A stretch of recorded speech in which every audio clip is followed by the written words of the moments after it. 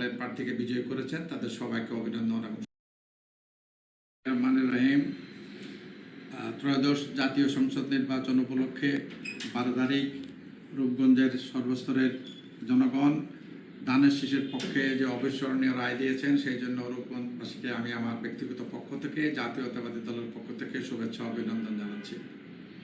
আমরা আশা করব নির্বাচনের পূর্বে আমরা যে ওয়াদা করেছি জনগণের কাছে, আমরা একটি সন্ত্রাসমুক্ত, চাঁদাবাজ মুক্ত, দখলদার মুক্ত একটা রূপগঞ্জ আমরা করব, স্বপ্নের রূপগঞ্জ করব। আমি আশা করি আগামী 5 বছর আমাদের নির্বাচিত সংসদ সদস্য সেই স্বপ্নের রূপগঞ্জ গড়ার জন্য জনগণকে সাথে নিয়ে দলের নেতা কর্মীরা সবাই মিলে আরও সুন্দরভাবে একটি রূপগঞ্জ গড়ে তুলবেন।